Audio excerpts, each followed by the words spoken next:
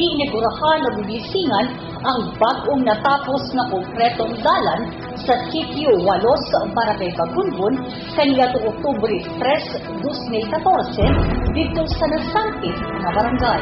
Aging pag-abli sa maundalan, himo ang ceremonial cutting of ribbon nila ni City Mayor Gingo Palmayor Jr. ug punong barangay Edita Juanilio sa Barangay Bagunbon.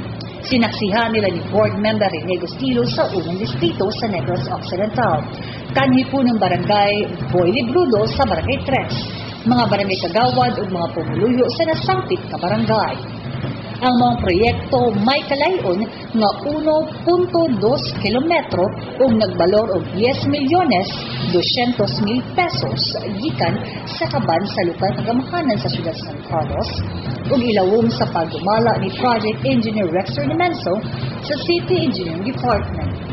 Matod pa ni punong barangay Juanilio nga nag-anto sila sa kaabong sa maundalan o maglisod sa pag-agi ang mga motorista, ilabi na sa panahon na mag-ulan.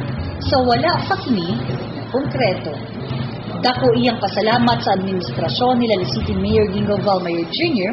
o Vice Mayor Edward Sunding nga nasemento na ang ilang dalan o dili na sila maglisod sa pagdala sa ilang produkto padulong sa syudad.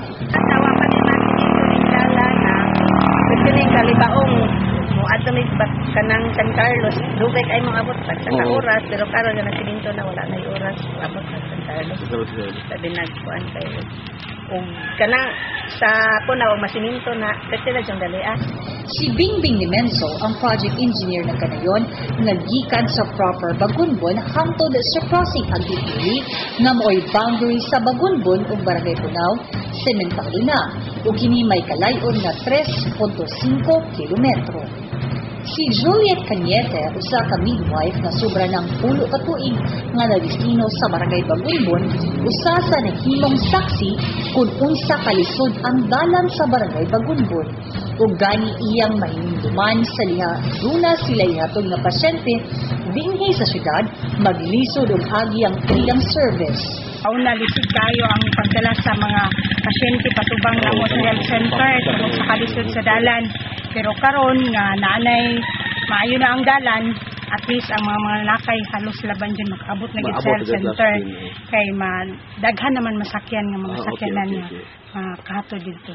Sa pagkakaroon, padayon na pagsimento sa sitio Mag-Amnan, sakop sa Barangay Punaw aron hingpit na matakdo ang pagsemento sa dalan sa Bagunbon ug sa Barangay Punaw.